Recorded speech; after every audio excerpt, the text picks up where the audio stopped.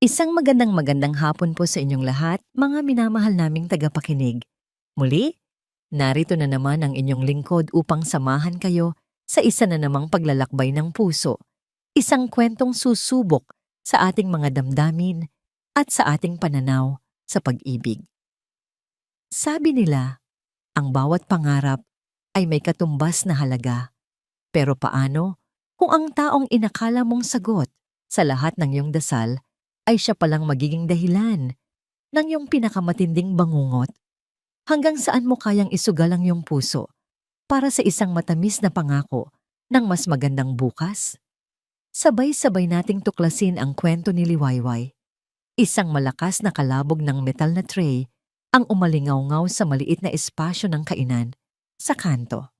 Kasunod nito ang matinis na boses ni Aling Pacing, ang may-ari ng karinderya. Liwayway, ano ba? Pang-ilang baso mo na yan na nabasag ngayong linggo? Kung hindi ka mag-iingat, sa sahod mo na yan ibabawas. Napayuko si Liwayway habang mabilis na pinulot ang mga bubog sa sahig na semento. Ramdam niya ang pag-init ng kanyang mga pisngi, hindi dahil sa singaw mula sa mga kaldero ng ulam, kundi dahil sa hiya. Ang mga mata ng iilang customer na natira ay nakatuon sa kanya, mga matang mapanghusga. Pasensya na po, Aling Pacing. Madulas po kasi. Halos pabulong niyang sabi. Hindi na siya sinagot nito. Isang irap lang ang ibinigay sa kanya bago ito bumalik sa pag-aayos ng pera sa kaha. Ganoon palagi ang eksena. Araw-araw, tinitiis niya ang pagod, ang amoy ng mantika na kumakapit sa kanyang buhok at damit, at ang paulit-ulit na panenermo ni Aling Pacing. Pero wala siyang magawa. Ang kakarampot na kinikita niya dito ang bumubuhay sa kanya at sa kanyang mga nakababatang kapatid sa Baryo Mapitak. Ang Baryo Mapitak, isang lugar na tila kinalimutan na ng pag-asa, kung saan ang bawat araw ay isang pakikibaka para lang mabuhay. Nang matapos ang kanyang shift, pagod na pagod niyang hinubad ang kanyang maruming apron. Umupo siya sa isang sulok at maingat na binilang ang kinita niya sa buong araw. Barya-barya, ilang gusot na papel na pera. Sapat lang para sa bigas at tuyo mamayang gabi. Napabuntong hininga siya. Hanggang kailan kaya magiging ganito? Habang nakatulala siya sa kanyang palad, muling tumunog ang maliit na kampanilya sa pinto ng kainan. Isang senyales na may bagong customer. Akmang tatayo na sana siya para sabihing sarado na sila nang bigla siyang natigilan. Ang lalaking pumasok ay tila nagmula sa ibang mundo. Matangkad ito, nakasuot ng isang mamahaling polo shirt at slacks na plansadong-plansado. Ang relo sa kanyang pulso ay kumikinang sa ilalim ng malamlam na ilaw ng bumbilya. Ang kanyang amoy, isang mamahaling pabango, ay tila nilinis ang buong hangin na kanina'y puno ng amoy ng prinitong isda. Ang lahat ng ingay sa paligid ay tila humina. Maging ang pagradyo ni Mang Kulas sa kabilang tindahan ay tila nawala. Napalunok si Liwayway. Ngayon lang siya nakakita ng ganitong klaseng tao sa kanilang lugar. Ang mga customer nila ay karaniwang mga driver ng jeep, mga kargador sa palengke, o mga construction worker. Pero ang lalaking ito, mukha itong artista o isang milyonaryo. Naglakad ito palapit sa counter at ang mga mata nito ay natuon sa kanya. Ngumiti ito at tila lumiwanag ang buong paligid. Miss, bukas pa ba kayo? Tanong nito. Ang boses ay malalim at malumanay. Hindi agad nakasagot si Liwayway. Para siyang napako sa kanyang kinauupuan. Tumango na lamang siya bilang tugon. Pwedeng humingi ng isang basong tubig? Galing pa kasi ako sa malayong biyahe. Sabi nito, hindi inaalis ang tingin sa kanya. Dali-daling tumayo si Liwayway, halos mabitawan ang hawak na pera. Kumuha siya ng pinakamalinis na baso na nakita niya at sinalinan ito ng tubig mula sa dispenser. Nanginginig pa ang kanyang kamay nang iabot niya ito sa lalaki. Salamat, sabi nito, at uminom. Matapos ay naglabas ito ng wallet. Mula roon ay dumukot ito ng isang bughaw na papel na pera at inilapag sa counter. Bayad ko para sa tubig. Nanlaki ang mga mata ni Liwayway. 1,000 piso. Nako sir, sobra-sobra po yan. Tubig lang po to. Libre lang po. Gulat niyang sabi. Ngumiti lang ulit ang lalaki. Keep the change. Mukhang mas kailangan mo yan kaysa sa akin. At sa isang iglap, tumalikod na ito at lumabas. Iniwan si Liwayway na nakatulala at hawak ang pera na katumbas na ng 1 linggo niyang sahod.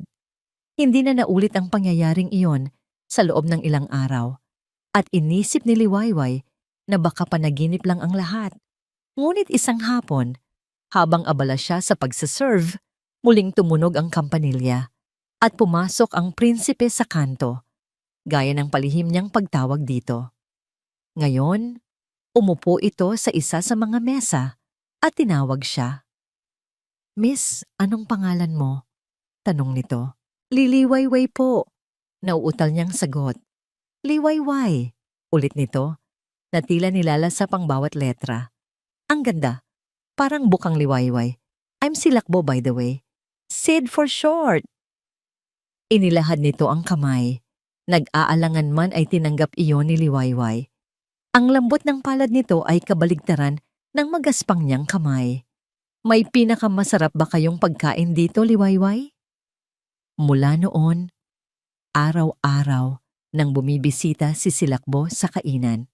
Palagi itong sa pwesto ni Liwayway umuupo. Palagi siyang kinakausap at palaging nag-iiwan ng malaking tip. Nasanay na si Liwayway sa presensya nito. Ang dating pagkailang ay napalitan ng kilig. Ang bawat araw ay naging mas magaan. Nagkaroon siya ng dahilan para ngumiti. You know what I like about you? Sabi ni Silakbo isang araw. Your smile, it's like sunrise. Huwag mo sanang hahayaang mawala yan. Pakiramdam ni Liwayway ay lumulutang siya. Walang sino man ang nakapagsabi sa kanya ng ganoon.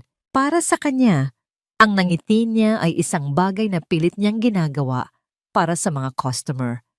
Pero para kay Silakbo, ito ay parang pagsikat ng araw. Isang gabi, habang nag-aayos na siya para umuwi, hinarang siya ni Silakbo sa labas ng kainan. Liwayway, can I take you out to dinner tomorrow? Sa isang mas maayos na lugar naman. Hindi makapaniwala si Liwayway. Isang panaginip. Ito na ba ang sagot sa kanyang mga dasal? Isang prinsipe na dumating para iligtas siya sa kanyang kahirapan. Sasagot na sana siya ng oo nang may isang maliit na boses na sumingit mula sa madilim na eskinita. Huwag!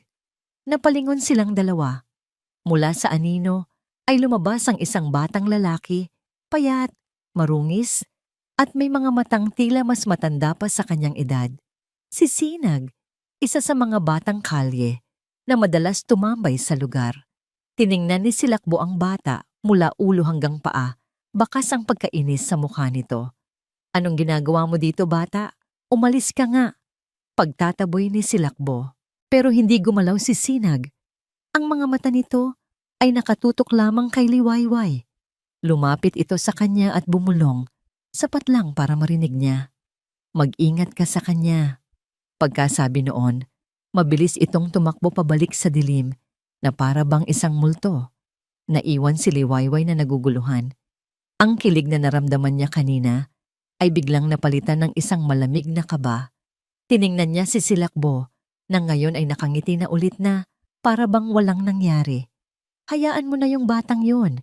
So ano, bukas? Tanong ulit ni Silakbo. Tumango na lang si Liwayway. Pilit na iwinaksi ang babala ng bata sa kanyang isipan. Ano nga ba naman ang alam ng isang batang kalye?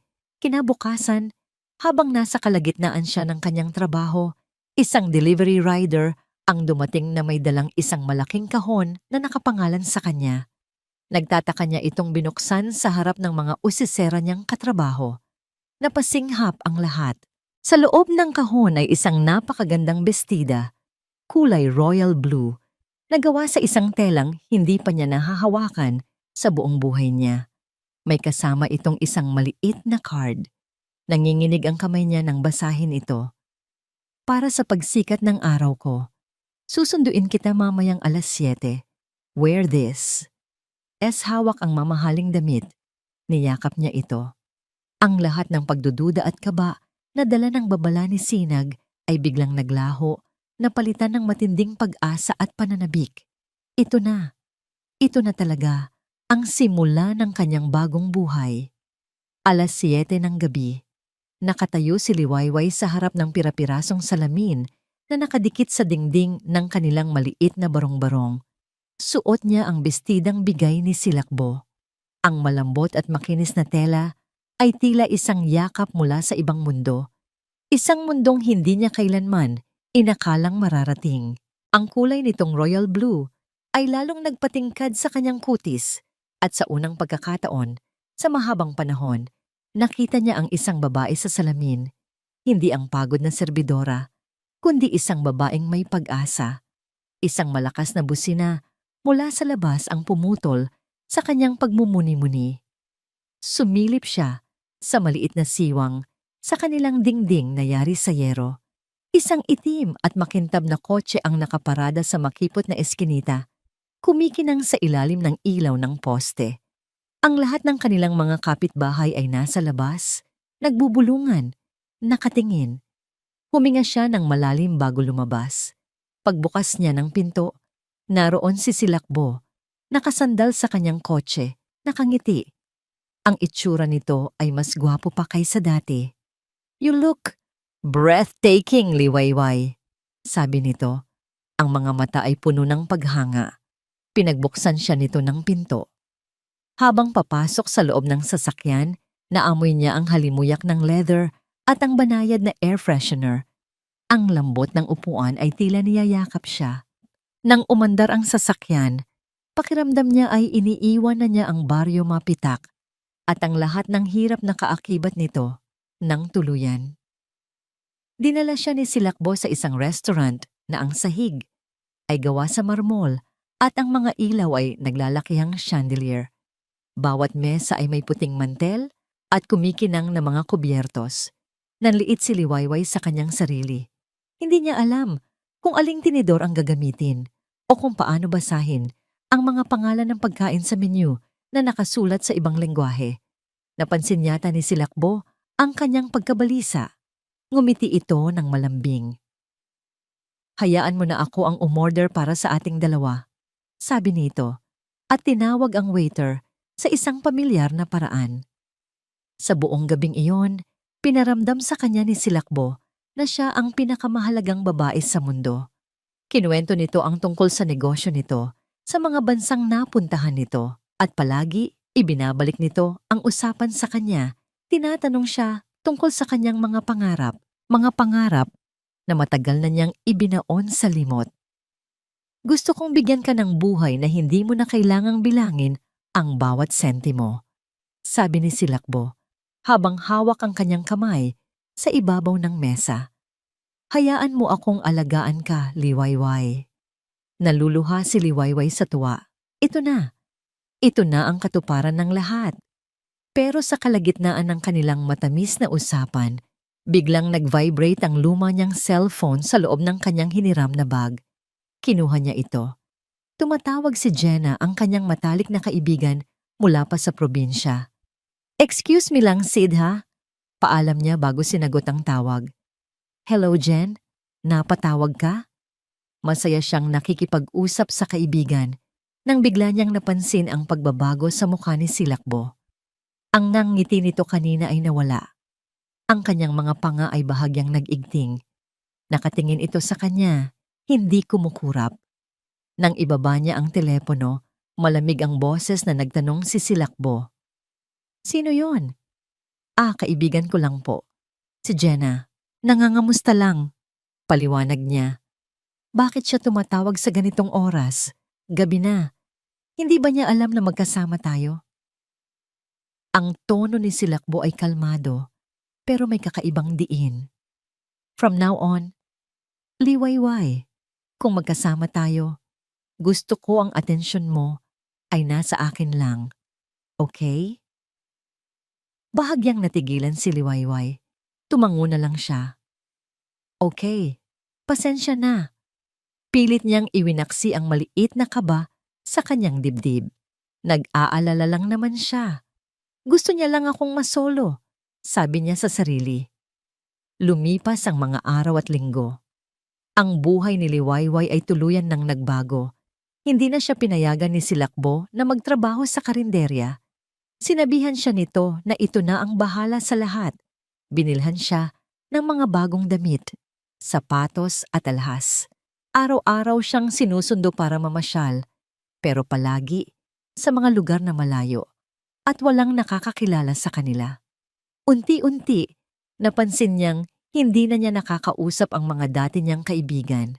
Ang kanyang lumang cellphone ay pinalitan ni Silakbo ng bago at ang mga kontak lamang na nandoon ay ang numero nito at ng driver nito. Isang gabi, habang ihahatid siya pabalik sa Baryo Mapitak, pinahinto ni Silakbo ang kotse sa isang madilim na kanto. Malayo-layo pa sa kanilang bahay. Hanggang dito na lang kita maihahatid, mahal. May importante pa akong pupuntahan, sabi nito. Nagtaka man ay bumaba na rin si Liwayway. Habang naglalakad siya sa makipot na eskinita, isang anino ang biglang humarang sa kanyang daraanan. Muntik na siyang mapasigaw. Si Sinag. Ate, tawag nito. Ang boses ay nanginginig. Sinag, ginulat mo naman ako. Anong ginagawa mo dito? Pero hindi sumagot ang bata. Sa halip, hinawakan nito ang braso niya, mahigpit. Sinabi ko na sa'yo, mag-ingat ka, mariing sabi nito. Hindi siya mabuting tao. Sinag, ano bang sinasabi mo? Mabait sa akin si Sid. Umiling-iling ang bata. Ang mga mata ay nanlilisik sa takot at galit. Itinaas nito ang laylayan ng kanyang maruming t-shirt at ipinakita ang isang mahabang peklat sa tagiliran nito. May mga taong mukhang mabait pero demonyo, sabi ni Sinag, halos pabulong. Kapag ngumiti sila, may tinatago silang pangil sa likod. Bago pa man makasagot si Liwayway, mabilis na itong tumakbo papalayo na wala sa dilim. Naiwan siyang nakatayo doon, nanginginig. Ang mga salita ng bata ay umuukil-kil sa kanyang isipan. Kinabukasan, para mapawi ang kanyang pag-aalala, dinala siya ni Silakbo sa mansyon nito sa unang pagkakataon. Isang malaking bahay na napapalibutan ng matataas na pader. Ang loob ay parang isang museum. Malawak, malamig, at napakalinis. Lahat ng gamit ay mamahalin. This will be our home soon, nakangiting sabi ni Silakbo habang inaakbayan siya. Hinayaan siya nitong maglibot-libot sa kabahayan. Namangha siya sa laki ng sala, sa ganda ng kusina, at sa lawak ng hardin na may swimming pool. Umakyat siya sa ikalawang palapag. Ang mga kwarto ay tila hindi nagagamit, maliban sa master's bedroom na obviously ay silid ni Silakbo. Ngunit sa dulo ng pasilyo, may isang pinto na kakaiba sa lahat. Gawa ito sa lumang kahoy at walang anumang disenyo. Sinubukan niyang pihitin ang doorknob. Nakalock. Nagtaka siya. Bakit may isang kwartong ganito sa isang modernong bahay? Bumaba siya at naabutan si Silakbo na nagsasalin ng wine sa 2 kupita. Ang ganda ng bahay mo, Sid. Sobra. Puri niya. Pagkatapos ay idinugtong. Pero, may isa lang akong napansin. Yung kwarto sa dulo ng hallway sa taas, bakit laging nakalock? Biglang nagbago ang ihip ng hangin. Ang ngiti sa mga labi ni Silakbo ay dahan-dahang naglaho. Inilapag nito ang bote ng wine nang may kaunting puwersa. Lumikha ng isang matunog na kalansing. Ang mga mata nitong kanina'y malambing ay biglang naging malamig at walang emosyon. Lumapit ito sa kanya at sa isang tinig na mababa at puno ng babala. Sinabi nito, "Diyan ko tinatago ang mga sikreto ko. Mahal ko, huwag na huwag mong susubukang buksan yan." Ang mga salita ni Silakbo ay parang yelo na gumuhit sa hangin. Nag-iwan ng hindi maipaliwanag na lamig sa buong mansyon. Huwag na huwag mong susubukang buksan yan. Ang banta, kahit pinalambot ng salitang mahal ko, ay malinaw at matalim. Sa mga sumunod na araw, sinubukan ni Liwayway na kalimutan ang nangyari. Ikinukumbinsi niya ang sarili na lahat ng tao ay may karapatan sa kanilang mga sikreto. Marahil ay may mga masasakit na alaala lang sa loob ng kwartong yon na ayaw na nitong balikan. At si Silakbo naman ay tila bumabawi. Naging mas malambing ito, mas maalaga. Araw-araw ay may mga bulaklak, tsokolte, o kung anumang regalo siyang natatanggap. Ngunit sa likod ng lahat ng iyon, ang imahe ng nakakandadong pinto at ang mga mata ni Sinag na puno ng babala ay hindi maalis sa kanyang isipan. Isang hapon, bigla na lang siyang sinundo ni Silakbo. Hindi ito nagsabi kung saan sila pupunta. It's a surprise, nakangiti nitong sabi habang pinapatakbo ang sasakyan papalayo sa magulong syudad. Pagkatapos ng halos 2 oras na biyahe, pumasok sila sa isang pribadong daan na napapalibutan ng matatayog na puno ng niyog. At sa dulo ng daan, bumungad sa kanya ang paraiso. Isang tahimik na dalampasigan na may puting buhangin. At ang papalubog na araw ay nagpipinta ng kulay kahel at lila sa kalangitan. Walang ibang tao. Sila lang. Sa gitna ng dalampasigan, may isang maliit na mesa na inihanda para sa dalawa. Kumpleto sa kandila at mga bulaklak. Hindi makapagsalita si Liwayway. Ang ganda ng lugar ay parang isang panaginip. Nagustuhan mo ba? Tanong ni Silakbo. Tumangulang siya habang ang mga luha ay nagsisimulang mamuo sa gilid ng kanyang mga mata. Walang sino man ang gumawa ng ganito para sa kanya. Ang buong buhay niya ay tungkol sa paghihirap at pagtitiis. Ngayon, heto siya.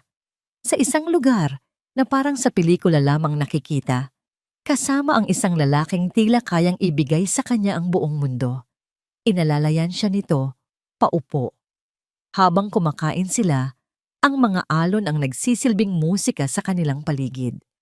Ang mga salita ni Silakbo ay kasing tamis ng dessert na kanilang pinagsaluhan. Liwayway, panimula nito, at hinawakan ang kanyang 2 kamay. Simula nang makita kita sa karinderyang iyon, alam ko na. Alam kong may espesyal sa'yo. Nakita ko ang isang kaluluwang pagod na, pero hindi sumusuko. Nakita ko ang isang pusong puno mo ng pangarap, kahit tinatago mo lang. Tumingin ito ng diretso sa kanyang mga mata. Ayoko nang makita kang nahihirapan. Ayoko nang makita kang nagbibilang ng barya. Gusto kong ako ang mag-alaga sa'yo. Gusto kong ibigay sa'yo ang buhay na nararapat para sa'yo. Dito na tuluyang bumagsak ang mga luha ni Liwayway, mga luha ng pasasalamat, nang hindi makapaniwalang saya. At sa sandaling iyon, dahan-dahang tumayo si Silakbo mula sa kanyang upuan, lumuhod sa buhangin sa harap niya, at mula sa kanyang bulsa ay naglabas ng isang maliit na kahon na yari sa velvet. Binuksan niya ito. Napasinghap si Liwayway. Sa loob ay isang singsing, at sa ibabaw nito ay isang diamanteng napakalaki at napakakislap. Tila isang bituin na nahulog mula sa langit at lumapag sa kahon na yon. Liwayway Reyes, sabi ni Silakbo, ang boses ay seryoso at puno ng damdamin. Will you marry me? Ang buong mundo ni Liwayway ay huminto. Ang tunog ng mga alon, ang ihip ng hangin, ang pintig ng kanyang puso, lahat ay tumigil. Ang tanong ay nakalutang sa hangin, naghihintay ng sagot. Ang puso niya ay sumisigaw ng, oo, ito na ang katuparan ng lahat. Ang pag-ahon mula sa Baryo Mapitak. Ang katapusan ng gutom at pagod. Isang buhay na puno ng karangyaan at pagmamahal. Nakita niya ang kanyang kinabukasan sa mga mata ni Silakbo. Isang magandang bahay, masasayang anak, isang buhay na kailanman ay hindi niya pinangarap na magiging posible. Ngunit sa isang sulok ng kanyang isipan, biglang sumulpot ang mga anino ng pagdududa. Ang nakalak na pinto, ang biglaang pagseselos at pagiging kontrolado. Ang mga mata ni Sinag na puno ng takot.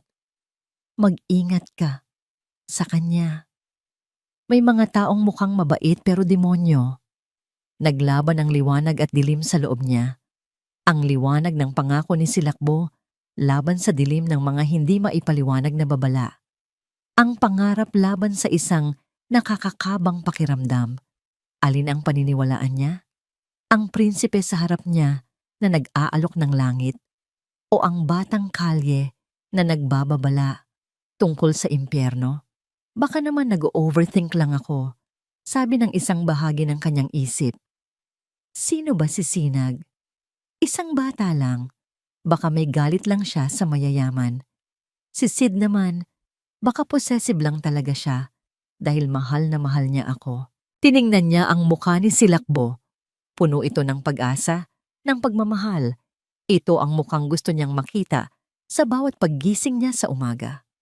Sa huli, nanaig ang pagnanasa para sa isang mas magandang buhay. Nanaig ang pag-ibig na nararamdaman niya. Pinili niyang maniwala sa panaginip. Oo, pabulong niyang sagot, habang ang mga luha ay patuloy na dumadaloy sa kanyang pisngi. Oo, Sid, papakasalan kita.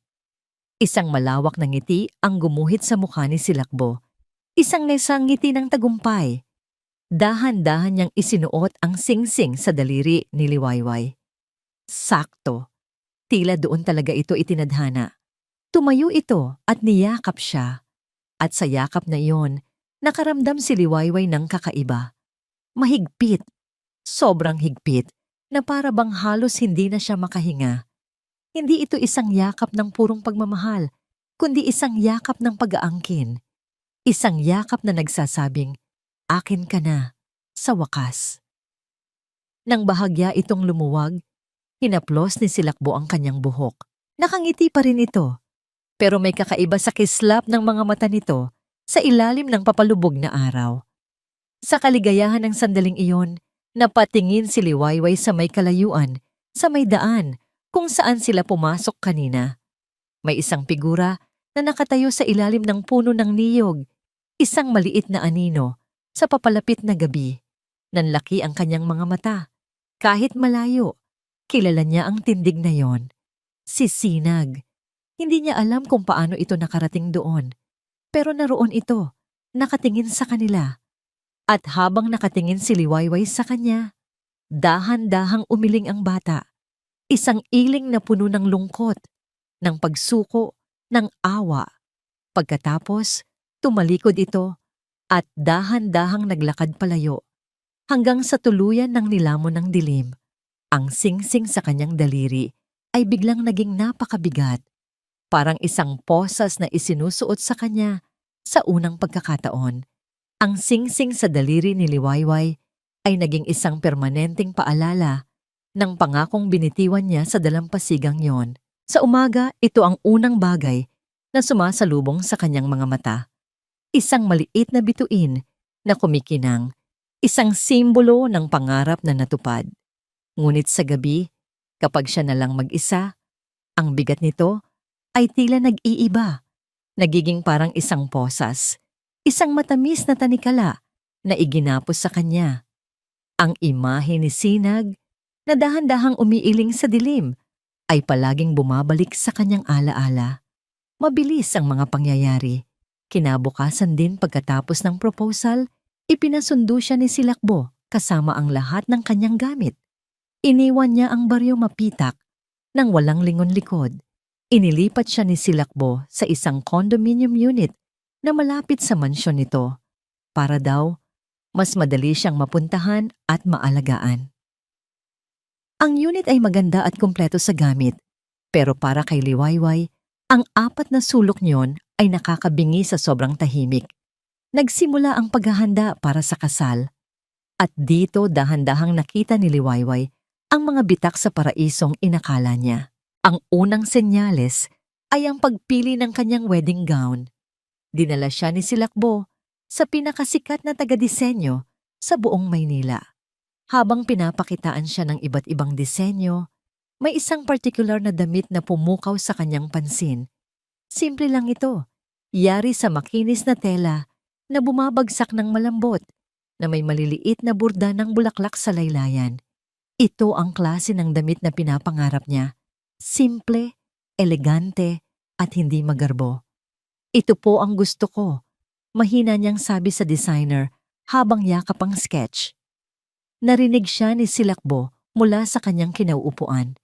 Lumapit ito, tiningnan ang sketch at ngumiti ng mapagpaumanhin. Mahal, maganda yan, sabi nito. Hinahaplos ang kanyang buhok. Pero hindi yan para sa'yo. You are marrying me. You deserve the best. Something grand. Something that will make everyone's jaw drop. Bago pa man siya makaprotesta, ibinigay na ni Silakbo sa designer ang isang litrato mula sa kanyang wallet. Isang damit na puno ng kumikinang na beads at may napakahabang buntot. Isang damit na para sa isang reyna. Maganda ito, walang duda. Pero, hindi ito si Liwayway. This is the one. Mariing sabi ni Silakbo sa designer. Make it happen. Wala nang nagawa si Liwayway kundi tumango.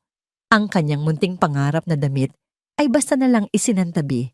Gusto niya lang naman ang pinakamabuti para sa akin. Pilit niyang sinabi sa sarili, hindi lang ako sanay sa ganito. Ang sumunod na insidente ay mas malala. Isang hapon, nakipagkita sila sa wedding planner sa isa sa mga function hall ng isang 5-star hotel. Pinag-uusapan nila ang mga bulaklak. I want lilies. Pure white lilies, ba? Sabi ni Silakbo, ang boses ay kalmado at may awtoridad. Of course, Sir Sid. Pure white lilies noted. Sagot ng planner, isang babaeng nasa edad 40 na nagngangalang Miss Anya. Nagpakita ito ng sample mula sa isang catalog. Is this the shade you prefer? Ivory white? Biglang tumahimik si Silakbo. Tinitigan niya ang litrato sa catalog. Pagkatapos ay tumingin kay Miss Anya. Ang kaninang kalmadong muka ay dahan-dahang nagigting. I said pure white. Ulit niya. Ang bawat salita ay mabagal at may diin. Not ivory. Not cream. Not off-white. Pure white. Is that a difficult concept to grasp? Nagulat si Miss Anya sa biglaang pagbabago ng tono nito. I apologize, sir. Of course, pure white. It's just that what? You think I don't know what I'm talking about? Putol ni Silakbo. Ang boses ay hindi pa sigaw, pero puno ng lamig na tila kayang magpayelo ng buong kwarto. I am paying you a huge amount of money for your services. I expect competence. I expect you to listen. Kung hindi mo kayang kumuha ng tamang kulay ng bulaklak, paano ko maaasahan na magiging perpekto ang kasal ko? Namutla ang wedding planner. Si Liwayway naman ay parang gustong magtago sa ilalim ng mesa. Hinawakan niya ang braso ni Silakbo. Sid, tama na. Pakiusap niya. Okay lang naman siguro kahit hindi siya pinansin ni Silakbo. Ang mga mata nito ay nakatutok pa rin kay Miss Anya na para bang isang hayop na sinusukol ang kanyang biktima. Fix it, sabi lang ni Silakbo. Bago tumayo at naglakad palabas ng function hall, iniwan silang dalawa ni Miss Anya sa nakakabinging katahimikan. Nang gabing iyon, sa loob ng kanyang magarang condominium, nakaramdam si Liwayway ng matinding pananabik sa kanyang pamilya. Sa ingay ng kanilang maliit na bahay, sa amoy ng sinaing ni nanay, sa tawanan ng kanyang mga kapatid, kailangan niya ng isang bagay na pamilyar. Kailangan niyang marinig ang boses ng kanyang ina. Kinuha niya ang bago niyang telepono at sinubukang i-dial ang luma nilang numero. Pero walang sumasagot. Sinubukan niya ulit at ulit, pero wala. Kinabahan siya. Nang dumating si Silakbo dala ang kanilang hapunan, sinubukan niyang magtanong. Sid, tinatawagan ko kasi sina nanay kanina pa, pero hindi ko sila makontak. Okay lang kaya sila? Inilapag ni Silakbo ang mga paper bag sa mesa at ngumiti sa kanya. Isang ngiting pilit na pinapakalma siya. Don't worry about them, mahal. Naasikaso ko na. Sagot nito. Anong ibig mong sabihin? I sent them a rather large amount of money. Enough for them to leave Barrio Mapitak and rent a proper house, somewhere safer, somewhere cleaner. I also gave them enough capital to start a small business. They're fine. In fact, they've never been better. Natigilan si Liwayway. Pero, bakit hindi mo sinabi sa akin? At bakit hindi sila sumasagot sa tawag ko? Because I told them not to. Simpleng sagot ni Silakbo. I told them to get a new number and to focus on their new life. Ayokong naiistorbo ka pa sa mga luma mong problema. Liwayway, simula ngayon ako na ang pamilya mo. Ako lang ang kailangan mo.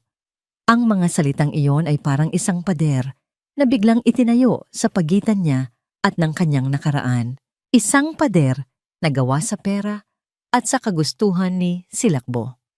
Pakiramdam niya ay unti-unti siyang hinihiwalay sa lahat ng bagay na mahalaga sa kanya hanggang sa si Silakbo na lang ang matira. Kinabukasan, habang nasa mansyon siya at naghihintay kay Silakbo, hindi mapakali si Liwayway. Naglakad-lakad siya sa loob ng malaking bahay. Ang bawat yabag niya ay umieko sa katahimikan. Ang mansyon, sa lahat ng karangyaan nito, ay parang isang kulungan. Isang napakagandang hawla. Dinala siya ng kanyang mga paa sa ikalawang palapag, sa pasilyo kung saan naroon ang kwartong laging nakalak. Tumayo siya sa harap ng lumang pinto na gawa sa kahoy. Hinawakan niya ang malamig na doorknob kahit alam niyang walang mangyayari. Bakit? Ano ang nasa loob nito? Habang nakatitig siya sa pinto, may isang bagay na pumukaw sa kanyang atensyon sa sahig. Isang maliit na kislap ng metal malapit sa gilid ng pader na tila nahulog at gumulong papunta roon. Yumuko siya at pinulot ito. Isang hikaw. Isang maliit at simpleng hikaw na may disenyo ng bulaklak ng sampagita. Hindi ito gawa sa ginto o diamante. Mukha itong mura, isang bagay na mabibili sa bangketa. At sigurado siya sa isang bagay. Hindi ito sa kanya. Ang lahat ng alahas na binigay sa kanya ni Silakbo ay mamahalin at nakatago sa kahon. Hindi niya kailanman isusuot ang ganitong klaseng hikaw. Nanginginig ang kamay niya habang hawak ang maliit na alahas. Kanino ito? At paanong napunta ito dito? Sa tapat mismo ng pintuan ng pinagbabawal na silid. Ang maliit na hikaw na sampagwita ay tila may sariling init sa palad ni Liwayway. Nangangainit. Nanguusig. Pagkatapos niyang mapulot iyon, mabilis niyang itinago sa bulsa ng kanyang damit. Takot na baka biglang dumating si Silakbo at makita ito. Ang buong araw na yon, ang hikaw ay parang isang malaking bato sa kanyang bulsa. Isang paalala na may isang bagay na napakatindi at napakadilim na mali sa paraisong kanyang ginagalawan. Hindi na siya mapakali. Ang mga babala ni Sinag na dati pilit niyang iwinawaksi bilang guni-guni lang ng isang bata ay biglang nagkaroon ng bigat at hugis. Ang hikaw na ito ang nag-iisang pisikal na ebidensya na hindi siya nababaliw. Kailangan niyang makita si Sinag. Kailangan niyang malaman. Kinabukasan, gumawa siya ng paraan. Alam niyang palagi siyang binabantayan. Palaging may driver na nakaantabay sa lobby ng condominium. Palaging may mga tawag si Silakbo para kamustahin siya. Ang kanyang gintong hawla ay may mga bantay na hindi nakikita. Nagpanggap siyang masama ang pakiramdam. Nagpanggap siyang kailangan niya ng gamot mula sa isang partikular na butika na malapit sa dati niyang tinitirhan. Isang maliit na botika na alam niyang hindi na naisin ng driver na puntahan. "Manong, dito na lang po ako," sabi niya sa driver, itinuturo ang isang abalang kanto. "Alam kong mahirap iparada yung sasakyan niyo dyan sa eskinita. Maglalakad na lang po ako. Saglit lang to." Nag-alangan man ng driver, pumayag din ito nang makita ang maputlang itsura ni Liwayway. "Sige po ma'am, hintayin ko na lang po kayo dito." Pagkalayo niya sa kotse, hindi siya sa butika dumiretso. Mabilis ang kanyang mga hakbang, pabalik sa mga pamilyar na eskinita ng Baryo Mapitak. Ang bawat tapak niya sa maputik na lupa ay isang kabalintunaan sa suot niyang mamahaling sapatos. Ang amoy ng basura at estero ay sumalubong sa kanya, mga amoy na minsan na niyang kinasuklaman.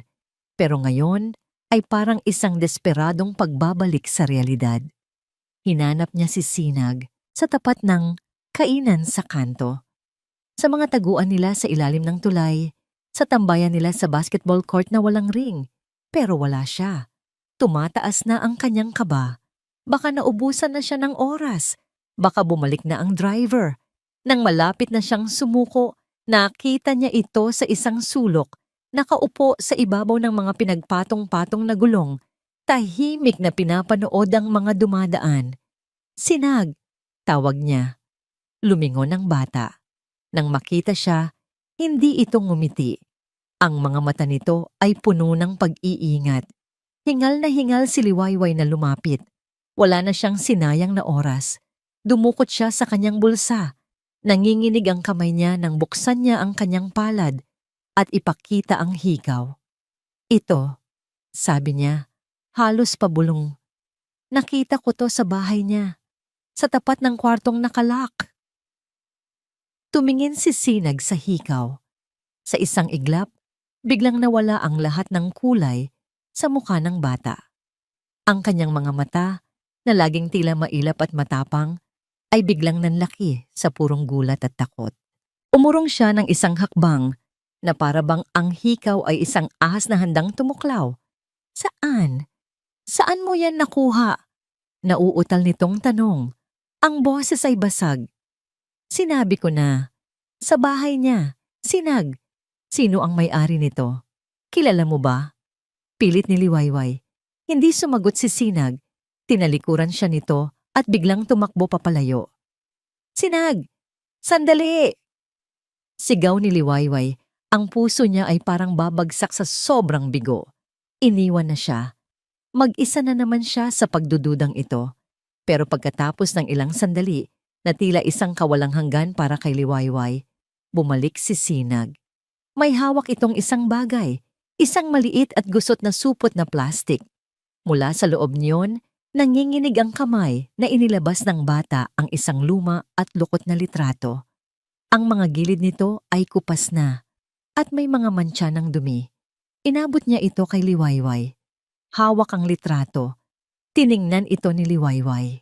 Nasa litrato ang isang batang babae, marahil ay nasa edad na 16 o 17. Nakangiti ito ng napakatamis. Ang kanyang mahabang buhok ay nakatirintas. Ang kanyang mukha ay puno ng buhay at mga pangarap. At sa kanyang kaliwang tenga, nakasabit ang isang hikaw na sampagwita. Ang kapares ng hikaw na hawak-hawak ni Liwayway sa kanyang palad. Isang malamig na takot ang gumapang sa buong katawan ni Liwayway. Itinaas niya ang kanyang tingin mula sa litrato patungo kay Sinag na ngayon ay tahimik ng umiiyak. Sino siya? Tanong ni Liwayway.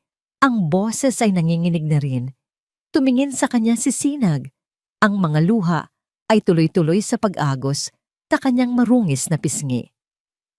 Ate ko yan, sabi nito. Ang boses ay puno ng sakit na matagal nang kinikimkim. Siya ang ate ko na nawawala. Parang bombang sumabog sa pandinig ni Liwayway ang mga salitang yon. Ang ate niya nawawala. Ang hikaw ng nawawala niyang kapatid ay nasa sahig ng mansyon ni Silakbo. Paanong nawala? Huminga ng malalim si Sinag. Pinipigilan ang paghikbi. 1 taon na ang nakalipas. May nakilala siyang lalaki. Mayaman daw. Mabait. Palaging sinusundo ng magarang kotse. Ibinibili siya ng mga gamit. Pinangakuan siya ng magandang buhay. Ang bawat salitang binitiwan ni Sinag ay parang mga patalim na tumutusok sa puso ni Liwayway dahil ang kwento ng kapatid nito ay eksaktong kwento niya.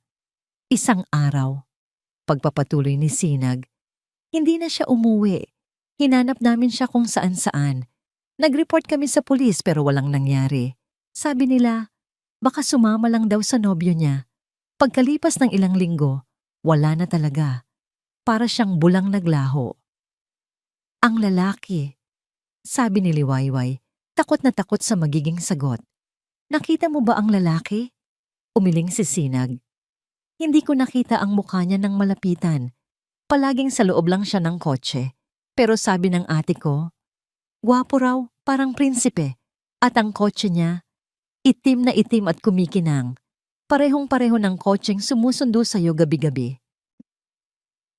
Ang biyahe pabalik sa kondominium ay isang malabong panaginip para kay Liwayway. Ang ugong ng makina ng kotse, ang malamig na buga ng air-on, ang kumikinang na mga ilaw ng syudad sa labas. Lahat ay tila nasa likod ng isang makapal na salamin. Ang tanging malinaw sa kanyang isipan ay ang imahe ng litrato, ang hikaw, at ang umiiyak na mukha ni Sinag. Parehong-pareho ng kotseng sumusundo sa'yo gabi-gabi. Ang mga salitang iyon ay paulit-ulit na tumatakbo sa kanyang utak. Isang nakakabinging sirena ng babala. Ang prinsipe ay isang halimaw, ang panaginip ay isang bangungot, at siya ang susunod na biktima. Pagdating niya sa unit, halos masuka siya sa amoy ng mamahaling air freshener. Ang bawat magarang gamit, ang bawat malambot na unan, ay tila mga props sa isang entablado ng kasinungalingan. Ang kanyang gintong hawla ay biglang naging isang bitag na bakal. Hindi na ito usapin ng pagdududa. Ito na ay usapin ng kaligtasan. Kailangan niyang makahanap ng pruweba. Kailangan niyang makalabas. Ngunit alam niyang hindi siya pwedeng magpahalata. Isang maling galaw lang, at ang halimaw sa likod ng maskara ni Silakbo ay maaaring lumabas. Kaya't nang dumating si Silakbo ng gabing iyon, sinalubong siya ni Liwayway ng isang nangiti. Isang nangiting pinagpraktisan niya sa salamin ng 10 beses bago ito dumating. Isang nangiting hindi umabot sa kanyang mga mata. "Kamusta ang araw mo, mahal?" tanong ni Silakbo. Hinalikan siya sa noo. "Okay lang. Medyo nahilo lang ako kanina, kaya bumili ako ng gamot.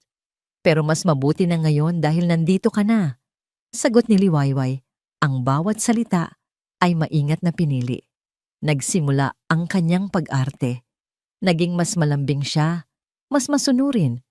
Kapag may sinabi si Silakbo, sinusunod niya ito ng walang tanong. Kapag niyakap siya nito, niyayakap niya ito pabalik kahit na ang pakiramdam sa balat nito ay parang pagyakap sa isang ahas. Kailangan niyang makuha ang tiwala nito. Kailangan niyang maging perpektong nobya. Habang sa likod ng kanyang isipan, nagpaplano siya ng kanyang pagtakas. Ang kanyang unang misyon, ang makapasok sa kwartong nakalak. Hinihintay niya ang pagkakataon. Kapag umaalis si Silakbo para sa mga business meeting nito, nagkakaroon siya ng ilang oras sa mansyon. Dati, ang mga oras na yon ay ginugugol niya sa panonood ng TV o pagbabasa. Ngayon, ang mga ito ay naging isang desperadong paghahanap. Sinimulan niya sa mga susi. Sa isang drawer sa kusina, nakakita siya ng isang bungkos ng mga lumang susi. Isa-isa niya itong dinala sa itaas. Ang bawat kalansing ng mga susi sa pasilyo ay parang isang martilyo na pumupukpok sa kanyang dibdib. Sa harap ng lumang pinto na kahoy, isa-isa niyang sinubukan ng mga susi. Click! Hindi gumana. Click! Maliit masyado. Click! Malaki masyado. Ang bawat pagkabigo ay nagpapataas ng kanyang kaba. Ang pawis ay nagsimulang mamuo sa kanyang noo, habang ang kanyang mga tainga ay nakatutok sa anumang tunog mula sa ibaba. Isang hapon, habang abala siya sa pagsusubok sa mga susi, narinig niya ang tunog na kanyang pinakakinatatakutan, ang ugong ng makina ng kotse ni Silakbo sa driveway. Umuwi ito ng maaga. Nagpanik si Liwayway. Mabilis niyang kinuha ang mga susi, halos mahulog ang mga ito sa kanyang panginginig. Dali-dali siyang tumakbo pababa. Inihagis ang mga susi pabalik sa drawer sa kusina at nagmamadaling umupo sa sofa sa sala. Kinuha niya ang isang magazine at nagpanggap na nagbabasa, pinipilit na pakalmahin ang rumaragasang pintig ng kanyang puso. Sakto. Pagbukas ng pinto, naroon si Silakbo nakangiti. "Mahal, I decided to come home early to surprise you," sabi nito. "Sid!"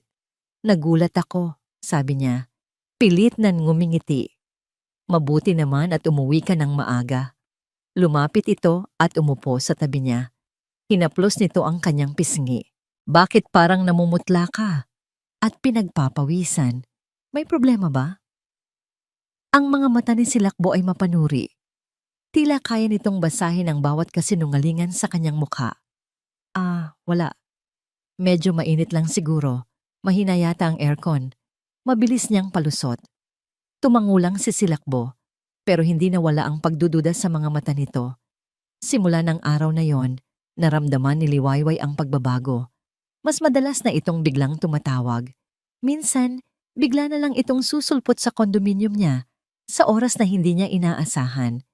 Ang mga tanong nito ay naging mas partikular. Saan ka galing? Sino ang kasama mo? Anong ginawa mo buong araw? Ang gintong hawla ay lalong sumisikip. Isang gabi, habang nag-aayos siya ng kanyang mga damit sa walk-in closet ng kondominium, may napansin siyang kakaiba. Ang kanyang mga damit ay bagong dating lang kahapon, pero tila may nagbago sa ayos ng mga ito. Alam niya, may photographic memory siya pagdating sa kanyang mga gamit. Kinabahan siya. Maingat niyang sinuri ang buong silid-tulugan, ang bawat sulok, ang bawat gamit. At sa kisame, sa ibabaw mismo ng kanyang kama, nakita niya ito. Ang smoke detector. May maliit at halos hindi mapansing itim na butas sa gitna nito. Isang butas na hindi dapat naroroon. At sa loob ng butas na yon, may isang maliit na kislap. Ang lente ng isang kamera. Nanlamig ang buong katawan ni Liwayway. Napapahawak siya sa kanyang bibig para pigilan ang isang sigaw. Kaya pala alam ni Silakbo ang bawat galaw niya. Kaya pala, tila palagi itong isang hakbang na nauuna sa kanya. Pinapanood siya. Ang kanyang pinakapribadong espasyo ay sinira. Bawat pagbibihis niya, bawat pagtulog niya, bawat luhang pumatak sa kanyang unan, lahat ay nakikita nito. Ang takot ay napalitan ng determinasyon na may kasamang galit. Hindi siya papayag na maging isa lang manika sa kanyang palabas. Kinabukasan, bumalik siya sa mansyon. Hindi na siya naghahanap ng susi sa kusina. Alam niyang wala doon ang kailangan niya. Nag-isip siya. Kung ikaw si Silakbo, isang taong mapaglihim at gustong lahat ay kontrolado, saan mo itatago ang susi sa pinakamalaki mong sikreto? Hindi sa isang lugar na madaling makita. Itatago mo ito sa isang lugar na simple, isang lugar na hindi papansinin ng kahit sino.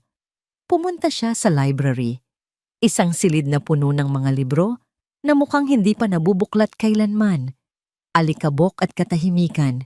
Nagsimula siyang maghanap. Isa-isa niyang sinuri ang mga pabalat, ang mga pahina. Pagkatapos ng halos isang oras, malapit na siyang sumuko. Humugot siya ng isang luma at makapal na libro mula sa estante. Wala itong pamagat sa gilid. Mabigat ito at balot sa alikabok. Nang buksan niya ito, isang pahina sa gitna ang tila mas makapal kaysa sa iba. May nakaipit. Dahan-dahan niyang binuklat iyon. At doon, sa isang espasyong ginupit sa gitna ng mga pahina, nakatago ito. Isang luma at kinakalawang na susi. Ang puso ni Liwayway ay nagsimulang tumibok ng sobrang bilis. Ito na, hawak ang susi. Dahan-dahan siyang lumabas ng library at umakyat sa ikalawang palapag. Muli, tumayo siya sa harap ng pinagbabawal na pinto. Ang katahimikan ng buong bahay ay nakakabingi. Ang lamig ng susi sa kanyang nanginginig at pinagpapawisang palad, ang tanging katotohanan sa sandaling iyon. Itinaas niya ang kanyang kamay at dahan-dahang isinubo ang susi sa keyhole. Ang pagpihit ng susi sa lumang seradura ay lumikha ng isang malakas at kinakalawang na tunog na tila pumunit sa katahimikan ng buong mansyon. Click! Nanginig ang kamay ni Liwayway sa doorknob. Sa isang iglap, nagdalawang isip siya. May isang bahagi ng kanyang isipan na sumisigaw, na tumakbo na lang papalayo, nakalimutan ng lahat, na bumalik sa pagpapanggap. Dahil alam niya, sa kaibuturan ng kanyang kaluluwa, na sa sandaling buksan niya ang pintong ito, wala nang balikan. Ang anumang natitirang hibla ng panaginip ay tuluyan ng magiging abo. Ngunit ang alaala ng umiiyak na mukha ni Sinag at ang malamig na pakiramdam ng hikaw sa kanyang palad ay nagbigay sa kanya ng tapang para sa kapatid ni Sinag, para sa sarili niya. Kailangan niyang malaman. Huminga siya ng malalim at dahan-dahang itinulak ang pinto. Isang amoy ang unang sumalubong sa kanya. Hindi ito amoy ng alikabok o ng luma. Ito ay isang kakaibang pinaghalong amoy. Amoy ng mga bulaklak na natuyo, ng matapang na pabango ng babae na kumupas na sa paglipas ng panahon at isang bagay pa. Isang bagay na matamis ngunit nakakasulasok, tulad ng isang alaala na pilit na ayaw mamatay. Madilim ang silid. Ang tanging liwanag ay nagmumula sa siwang ng pinto sa kanyang likuran. Kinapa niya ang pader sa gilid at naramdaman ang isang switch. Pinindot niya ito. Isang malamlam na ilaw mula sa isang solong bumbilya sa kisame ang dahan-dahang nagbigay liwanag sa silid. At sa nakita niya, napahawak si Liwayway sa kanyang bibig. Pinipigilan ng isang sigaw ng lagim na namuo sa kanyang lalamunan. Hindi ito isang ordinaryong bodega. Ito ay isang museo, isang mausoleo. Sa gitna ng silid, may mga manikin na nakatayo, nakasuot ng iba't ibang damit pambabae. Isang bestidang pang-debut na kulay rosas. Isang simpleng uniforme ng isang fast food chain. Isang damit panggabi na kumikinang. Ang mga damit ay magaganda, ngunit may isang bagay na mali. May pakiramdam na ang mga ito ay hindi basta damit lang, kundi mga balat na iniwan ng mga dating may-ari. Sa isang pader, may isang estanteng salamin, at sa loob nito, maingat na nakaayos ang mga personal na gamit na parang mga tropeo. Isang koleksyon ng mga hikaw, kabilang ang isang pamilyar na sampagwita, mga pulseras, mga kwintas, mga suklay na may iilang hibla pa ng buhok na naiwan, isang luma at gasgas na cellphone, isang ID ng isang estudyante sa kolehiyo. Ang bawat isang bagay ay isang piraso ng buhay ng isang babae. Isang buhay na malinaw na nagwakas na. Ang kanyang mga mata ay napadako sa isang mesa sa sulok. Sa ibabaw nito may mga litrato. Mga litratong kinunan ng palihim. Mga babaeng nakangiti, tumatawa. Walang kamalay-malay na pinapanood na sila ng isang mangangaso. Sa tabi ng mga litrato ay may mga kahon at sa loob ng bawat kahon may mga buhok, mga pinutol na hibla ng buhok, maingat na tinalian ng laso. Bawat isa ay may nakasulat na pangalan sa isang maliit na papel. Clarissa, Angelica, May, at ang huli, Jasmine, ang pangalan sa ID na nakita niya sa estante. Ang pangalan ng kapatid ni Sinag. Parang gumuho ang sahig sa kinatatayuan ni Liwayway. Ang hangin ay naging mabigat at mahirap langhapin. Ito ang libingan ng mga pangarap ni Silakbo. Ang bawat babae ay isang proyekto, isang laruan na pinagsawaan at pagkatapos ay itinago. Ang kanyang panginginig ay halos hindi na mapigilan. Nais niyang tumakbo, sumigaw, pero ang kanyang mga paa ay parang nakapako sa sahig. Sa tabi ng mga kahon ng buhok, may isang bagay pa. Isang leather-bound na journal. Dala ng isang desperadong pangangailangan na makaunawa, kinuha niya ito. Ang mga kamay niya ay nanginginig ng husto na halos hindi niya ito mabuklat. Ang journal ay hindi kay Silakbo. Ang sulat kamay ay pambabae. Nanginginig niyang binuklat ang unang pahina. May petsa. October 12, ngayong araw, nakilala ko ang prinsipe ng buhay ko. Ang pangalan niya ay Sid. Ipinangako niya sa akin ang buong mundo. At sa unang pagkakataon, naniwala ako na posible pala iyon. Malamig na kuryente ang gumapang sa gulugod ni Liwayway. Ang mga salitang iyon ay parang nanggaling sa sarili niyang bibig. Mabilis niyang nilipat-lipat ang mga pahina. Ang mga sumunod na entry ay puno ng kilig at pag-asa. Pero habang tumatagal, ang tono ay dahan-dahang nagbabago. November 5. Ayaw niyang kinakausap ko ang mga kaibigan ko. Sabi niya, siya lang daw ang kailangan ko. December 1. Nakakatakot siya magalit. Nakita ko kanina kung paano niya sinigawan ang isang hardinero dahil lang sa maling pagkaputol ng bulaklak. Pagkatapos ay ngingitian niya ako na parang walang nangyari. Bawat entry ay isang sampal sa mukha ni Liwayway. Bawat pangungusap ay salamin ng sarili niyang karanasan. Ang pattern. Malinaw na malinaw ang pattern. At pagkatapos ay dumating siya sa huling entry. Ang sulat ay halos hindi na mabasa. Ang tinta ay kumalat sa ilang bahagi. Tila nabasa ng luha. Ang sulat ay nanginginig at madiin. Tila isinulat sa gitna ng matinding takot at pagmamadali. Hindi siya prinsipe. Halimaw siya. Nakakulong ako dito. Ikinulong niya ako sa bahay na ito. Susubukan kong tumakas bukas habang nasa meeting siya. Kung sino ka man na makakabasa nito, huwag kang maniwala sa kanya. Huwag kang magpapaloko. Ang totoo niyang pangalan ay Ricardo, pero ang pinakakinaiinisan niya ay kapag tinatawag siyang Toto. Iyon ang tawag sa kanya noong bata siya, noong wala pa siyang pera. Iyon ang kahinaan niya. Diyos ko, tulungan ninyo ako. Ayoko pang mamatay. Doon natapos ang entry. Walang kasunod. Nabitiwan ni Liwayway ang journal. Bumagsak ito sa sahig na may kasamang malakas na kalabog. Ang sahig ay tila gumalaw sa ilalim ng kanyang mga paa. Ang bawat salita ay isang pako na ibinabaon sa kanyang kabaong. Si Jasmine. Sinubukan niyang tumakas at nabigo siya. Ito ang kwarto ni Jasmine at ito ang magiging kwarto niya. Sa gitna ng nakakabinging katahimikan ng silid, isang tunog mula sa labas ang biglang pumunit sa lahat. Isang tunog na pamilyar, ngunit ngayon ay tunog ng kamatayan. Ang marahang pagkaskas ng mga gulong sa graba ng driveway. Napahinto siya sa paghinga.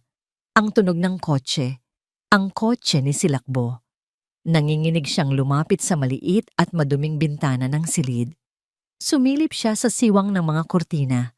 At doon, sa ibaba, nakita niya ang dahan-dahang pagpasok ng itim at makintab na sasakyan sa gate.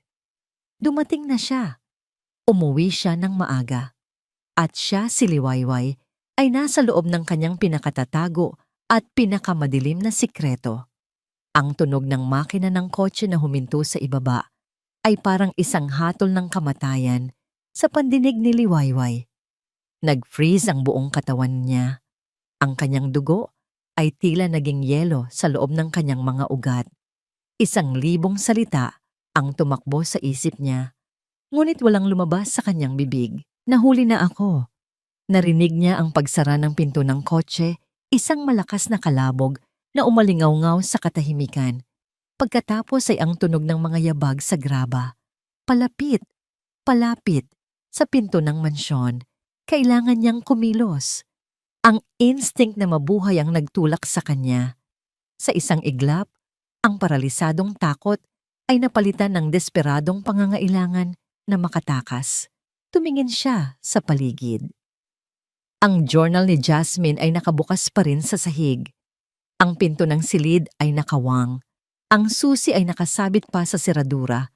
Dali-dali niyang pinulot ang journal. Akma na sana niyang isasara nang bigla itong nadulas sa nanginginig niyang mga kamay.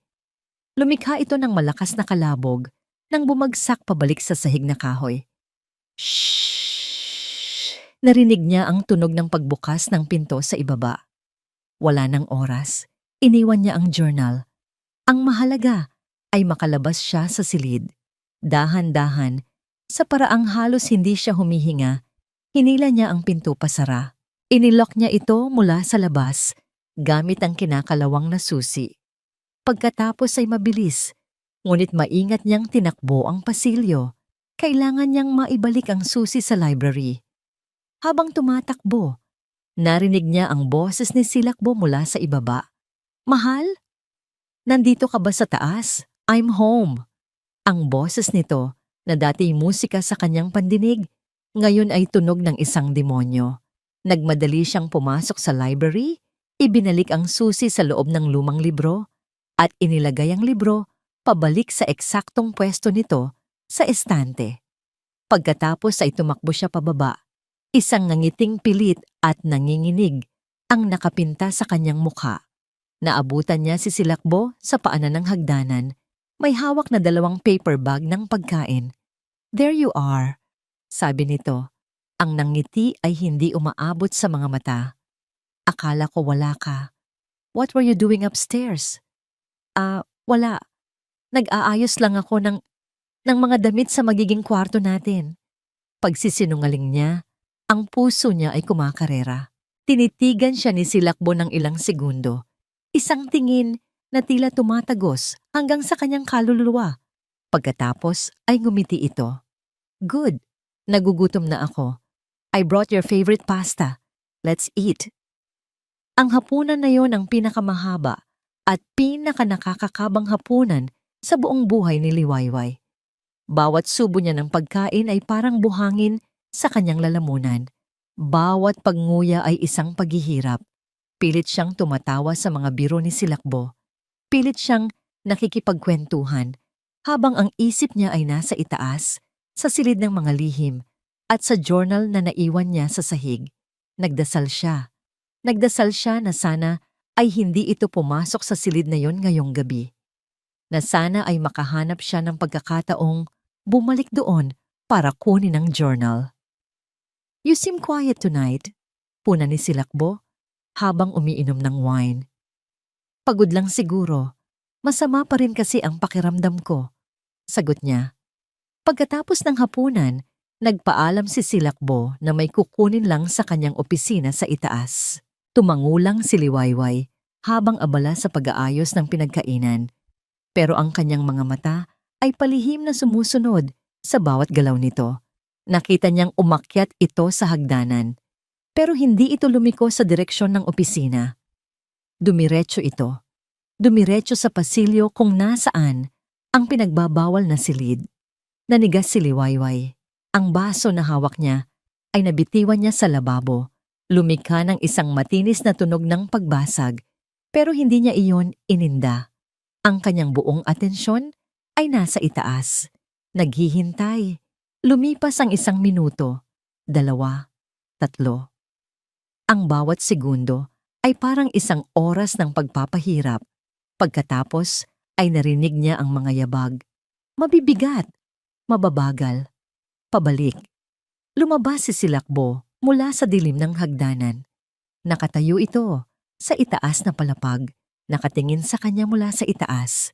Ang mukha nito ay kalmado, ngunit ang mga mata nito ay nag-aapoy sa isang galit na hindi pa niya nakikita kailanman.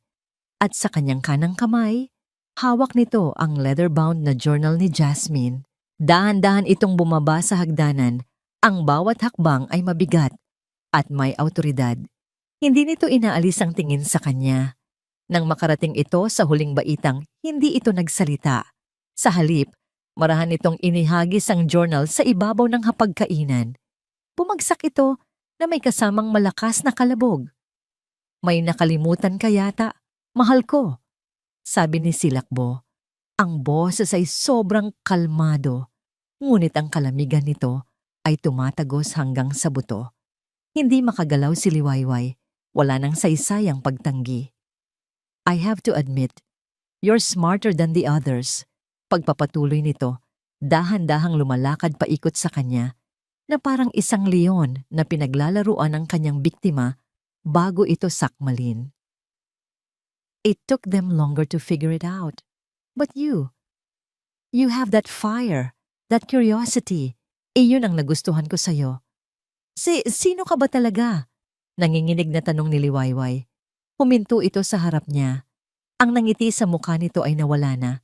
Pinalitan ng isang ekspresyong purong kasamaan. Ang maskara ay tuluyan ng bumagsak. Ang prinsipe ay naglaho na. Ang kaharap niya ngayon ay ang demonyo. "Ako?" tanong nito. At pagkatapos ay tumawa. Isang tawang walang saya. "Ako ang magbibigay sa'yo ng lahat. At ako rin ang babawi ng lahat kapag sinubukan mo akong lokohin." Hinawakan nito ang kanyang braso. Mahigpit. Napadaing siya sa sakit. "Si Jasmine, anong ginawa mo sa kanya? Anong ginawa mo sa kanilang lahat?" Umiiyak niyang tanong. Sila, sabi ni Silakbo habang hinihila siya palapit. Gaya mo, pinangakuan ko sila ng mundo, pero hindi sila marunong makontento. Hindi sila marunong sumunod. Kapag ang isang laruan ay nasira, ano ang ginagawa mo? Itinatapon mo. O kaya, itinatago mo para hindi mo na makita. Itinulak siya nito ng malakas. Bumagsak siya sa sahig. Pero ikaw, liwayway, iba ka, sabi nito habang nakatayo sa ibabaw niya. Ayokong itapon ka. Masyado kang maganda. Masyado kang espesyal. Lumuhod ito sa harap niya at hinaplos ang kanyang umiiyak na mukha. Ang paghaplos nito ay hindi malambing. Ito ay pag-aangkin ng isang may-ari. Bukas, bukas na bukas, ikakasal tayo sa ayaw at sa gusto mo. Bulong nito. At pagkatapos noon, sisiguraduhin kong hindi ka na makakatakas pa. Hinding-hindi na. Hinila siya nito patayo at kinaladkad paakyat sa hagdanan, patungo sa kanyang magiging silid tulugan. Ang silid kung saan may isang kamera na nakatago sa smoke detector. Isinara nito ang pinto at nilock mula sa labas. Narinig niya ang malakas na pag-click ng seradura. Magpahinga ka na, mahal ko, sabi ng boses nito mula sa kabilang panig ng pinto. Dahil bukas, magsisimula na ang ating habang buhay. Nang marinig ni Liwayway ang paglock ng pinto, isang nakakabinging katahimikan ang bumalot sa buong silid. Katahimikang mas maingay pa kaysa sa pinakamalakas na sigaw. Narinig niya ang papalayong mga yabag ni Silakbo. Bawat isa ay parang pako na ibinabaon sa takip ng kanyang kabaong. Pagkatapos, wala na. Siya na lang mag-isa. Nakakulong. Sa unang ilang minuto, hindi siya gumalaw. Nakatayo lang siya sa gitna ng silid, nakatingin sa pinto, nanginginig. Ang kanyang isipan ay blangko. Hindi kayang iproseso ang bilis ng mga pangyayari. Ang prinsipe niya ay isang demonyo. Ang kasal bukas ay hindi isang simula, kundi isang katapusan. Isang sentensya ng kamatayan. Pagkatapos, ang pagkabigla ay napalitan ng purong lagim. Napasandal siya sa pader at dahan-dahang napaupo sa sahig, yakap-yakap ang kanyang mga tuhod. Doon, sa dilim ng kanyang magarang kulungan, umiyak siya. Hindi isang iyak na may hikbi. Ito ay isang tahimik na pag-agos ng mga luha. Luha ng takot, ng pagsisisi, ng kabiguan. Naalala niya ang babala ni Sinag, ang pag-iling nito sa dalampasigan. Sana pala nakinig siya. Makalipas ang halos isang oras, isang katok sa pinto ang pumutol sa kanyang pag-iyak. Ma'am, boses ng isang kasambahay. Pinapadala po ni Sir. Dahan-dahang bumukas ang pinto. Isang kasambahay na hindi niya kilala ang pumasok. May bitbit na isang mahaba at puting garment bag. Hindi ito tumingin sa kanya. Inilagay nito ang bag sa ibabaw ng kama at sa tabi nito ay isang tray ng pagkain at tubig. Pagkatapos ay mabilis itong lumabas at muling narinig ni Liwayway ang paglock ng pinto. Tiningnan niya ang nasa ibabaw ng kama. Ang garment bag. Alam na niya kung ano ang nasa loob. Dahan-dahan siyang tumayo. Ang mga binti ay nanghihina. Lumapit siya sa kama na para bang lumalakad siya patungo sa kanyang bitayan. Nanginginig ang kamay niyang binuksan ang zipper. Bumungad sa kanya ang wedding gown. Ang damit na pinili ni Silakbo. Ang damit na magarbo, puno ng kumikinang na beads na may napakahabang buntot, nakaputing-puti. Maganda ito. Walang dudang likha ng isang sikat na designer, ngunit para kay Liwayway, ito ay parang isang sudaryo. Ang kasuotan para sa kanyang sakripisyo. Sa isang sulok ng silid ay may isang life-size na salamin. Dala ng isang hindi maipaliwanag na puwersa, hinubad niya ang kanyang damit at isinuot ang wedding gown. Mabigat ito. Malamig sa kanyang balat. Ang bawat kumikinang na beads ay parang mga maliliit na mata na nakatitig sa kanya. Humarap siya sa salamin. Ang babaeng nakatingin sa kanya pabalik ay hindi isang masayang nobya. Ito ay isang multo. Isang estranghero na may maputlang mukha at mga matang walang buhay nalulunod sa dagat ng puting tela. Ganito rin kaya ang itsura ni Jasmine bago siya mawala? Ganito rin kaya ang itsura ng ibang mga babae sa koleksyon ni Silakbo, mga manikang binihisan para sa kanilang huling araw. Ang mga luha ay muling dumaloy sa kanyang mga pisngi. Ito na ang katapusan. Wala na siyang magagawa. Ang kanyang mundo ay naging isang gintong hawla na wala ng labasan. Ang bawat pangarap niya ay naging bitag. Ngunit isang maliit na tinig sa kanyang isipan ang nagsalita. Ang tinig ng liwayway na lumaki sa baryo Mapitak. Ang liwayway na sanay lumaban. Hindi ako papayag. Hindi siya papayag na matapos ang kanyang kwento ng ganito. Hindi siya papayag na maging isa lang sa mga koleksyon ni Silakbo. Biglang nagalab ang isang apoy sa loob niya. Galit, desperasyon, pagnanais na mabuhay. Tumakbo siya papunta sa bintana. Sinubukan niyang buksan, nakalock. Kinaykay niya ang bawat sulok ng silid, ang aparador, ang drawer, ang mga upuan. Kahit saan, wala. Lahat ay nakasecure. Lahat ay para makulong siya. Napasandal siya sa pader, hingal na hingal. Ang init ng wedding gown ay lalong nagpapataas ng kanyang kaba. Nakaramdam siya ng matinding pagkabigo. Para siyang isang daga na nakulong, walang matakbuhan. Inalis niya ang kanyang kamay sa bulsa ng kanyang suot na damit bago niya isuot ang wedding gown. Naghahanap siya. Kailangan niya ng kahit anong senyales. At doon, sa ilalim ng unan, nakita niya ito. Isang maliit, gusot na papel. Ang papel na itinago ni Sinag sa kanyang kamay nang huli silang magkita. Ang papel na ibinigay sa kanya bago ang proposal. Nanginginig ang kanyang kamay habang binubuklat niya ito. Sa loob, isang serye ng mga numero ang nakasulat. Isang numero ng telepono. Walang pangalan. Walang anumang paliwanag. Tanging ang numero lang. Napakapit siya sa papel na yon na para bang iyon ang kanyang huling pag-asa. Ngunit paano niya tatawagan? Ang kanyang bagong telepono ay tiyak na binabantayan ni Silakbo. Sinimulan niyang hanapin ang kanyang lumang telepono. Wala. Nakuha na ni Silakbo. Nagpatuloy siya sa paghahanap. Halos guluhin ang buong silid. Sa ilalim ng isang tumpok ng mga magazine sa tabi ng kama, sa isang drawer na akala niya ay walang laman, nakita niya ito. Isang luma at maliit na flip phone. Isang lumang modelong matagal nang hindi niya nakikita. Malamang ay nakalimutan na rin ito ni Silakbo. Wala itong SIM card. Dali-dali niyang kinuha ang kanyang bagong telepono mula sa tabi ng kama. Maingat niyang binuksan ang likod nito. Pinagpapawisan ang mga kamay. Inalis niya ang kanyang SIM card. Hawak ang SIM card at ang lumang telepono, mabilis siyang bumalik sa ilalim ng unan kung saan niya nakita ang papel. Kailangan niya ng liwanag. Inilagay niya ang SIM card sa lumang telepono.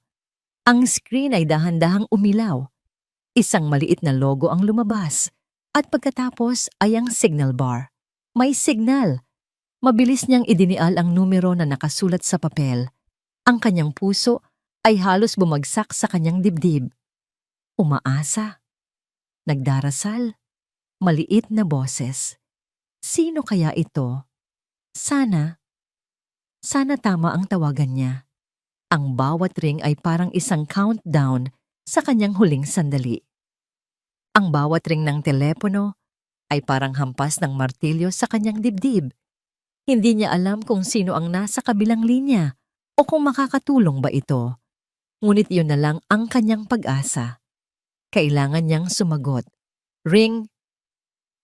Ring. Sa ika-4 na ring, isang boses ang sumagot. Isang boses ng isang lalaki. Medyo inaantok ngunit may awtoridad. Hello? Sino to? Si Liwayway po ito. Halos hindi na niya marinig ang sarili. Yung binigyan mo po ng numero. Yung tungkol po sa ate mo. Biglang nagbago ang tono ng lalaki. Nawala ang pagkaantok. Liwayway? Nasaan ka? Bakit ka tumawag? May problema ka ba? Ang boses ay ngayon ay alerto. at may bahid ng pag-aalala. Nasa mansyon po ako ni Silakbo Valencia. Nakakulong ako. Ang kanyang boses ay nanginginig. Kasal ko po bukas. Kailangan niyo po akong tulungan. Siya po ang pumatay sa atin niyo at marami pang iba. May journal po ako dito ng atin niyo. Nandito po lahat ng pruweba.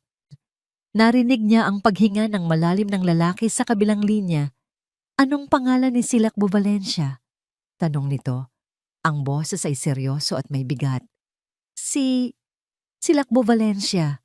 Pero ang totoong pangalan po niya ay Ricardo. Ricardo Valdez. Galit na galit po siya kapag tinatawag siyang Toto.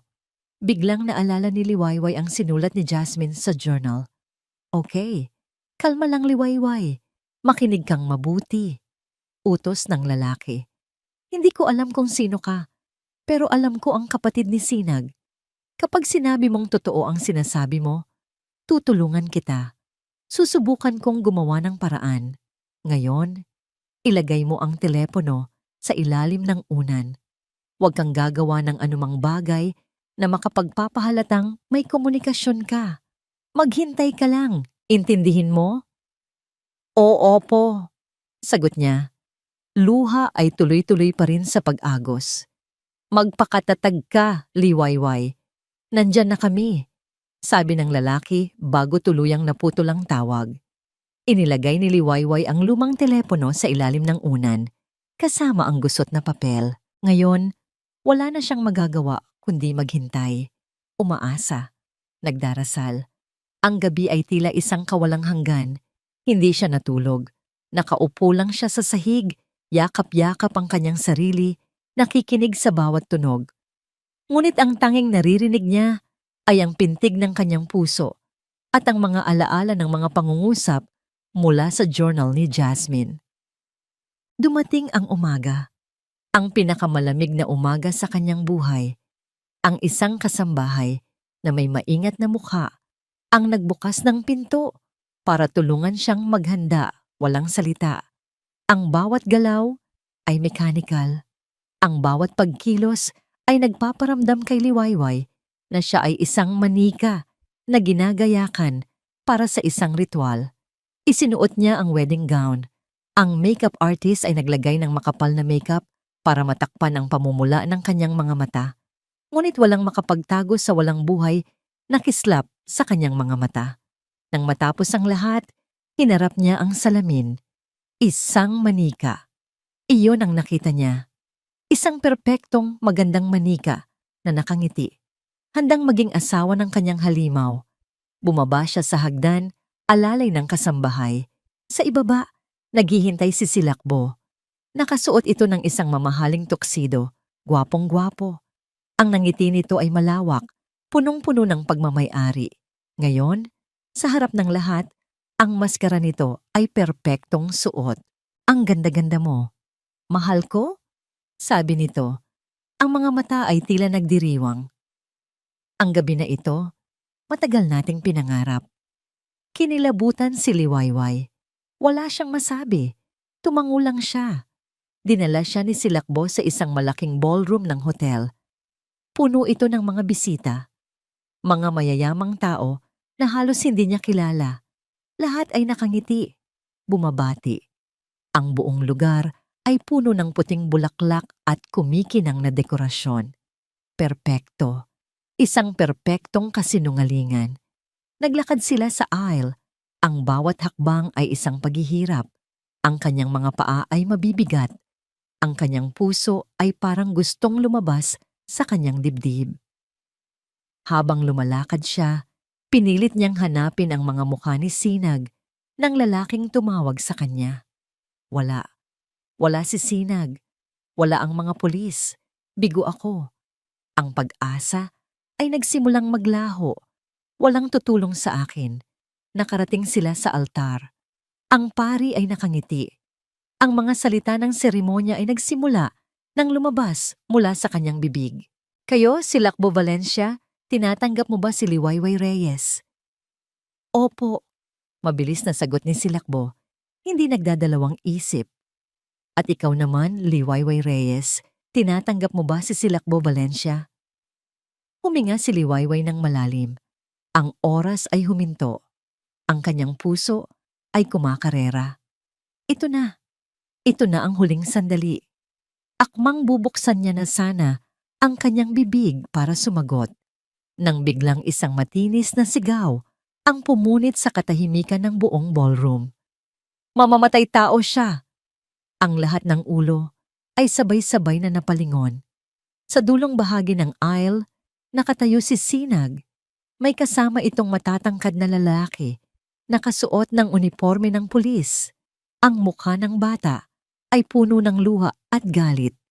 Siya ang pumatay sa ate ko, sigaw ni Sinag habang itinuturo ang daliri kay Silakbo. Siya si Ricardo, siya ang demonyo. Nagulantang ang lahat. Ang musika ay tumigil. Ang mga bisita ay nagbubulungan, naguguluhan. Ang mukha ni Silakbo ay biglang nagbago. Ang kanyang perpektong ngiti ay naglaho. Napalitan ng isang ekspresyon ng purong gulat at takot. Ang kanyang mga mata ay nanlaki nang makita niya si Sinag at ang mga pulis. Sino ang nagpapasok sa inyo dito? Sigaw ni Silakbo. Ang boses ay puno ng galit.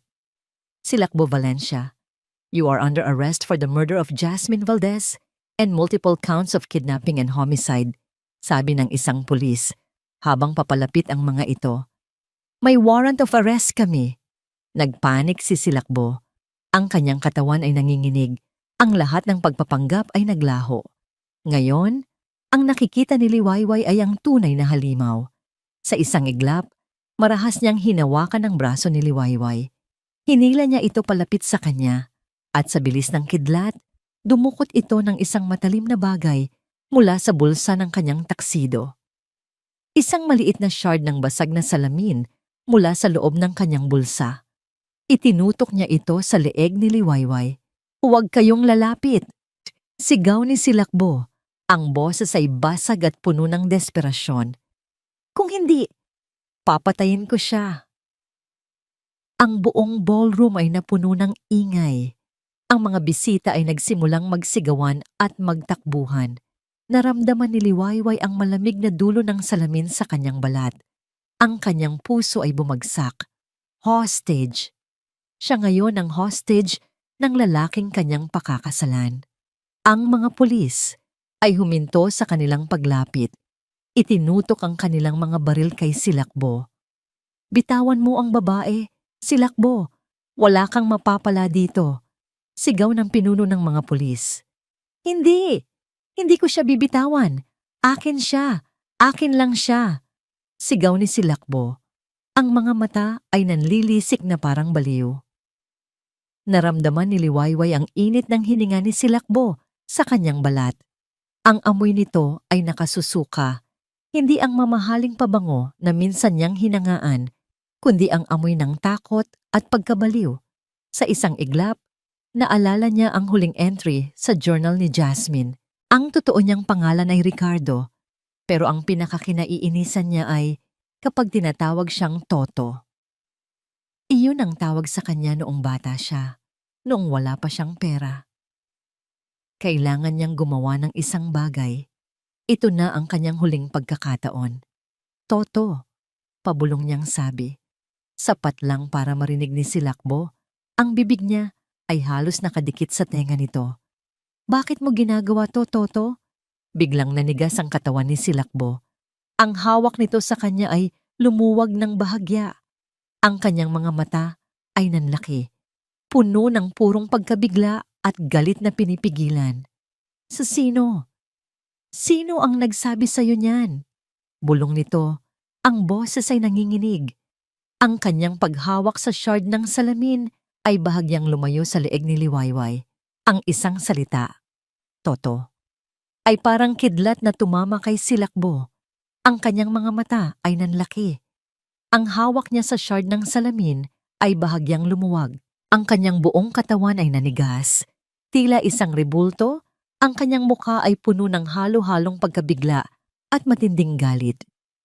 Ang tawag na yon sa kanyang nakaraang kinasusuklaman ay umukil-kil sa kanyang katinuan. Ito na, ang pagkakataon ni Liwayway. Sa isang iglap, Gamit ang lahat ng lakas na natitira sa kanya, marahas niyang itinulak ang braso ni Silakbo papalayo sa kanyang leeg. Ang shard ng salamin ay nahulog at lumikha ng isang matinis na tunog nang bumagsak sa sahig. "Sugurin niyo na!" Sigaw ng pinuno ng pulis. Sa isang mabilis na galaw, sumugod ang mga pulis.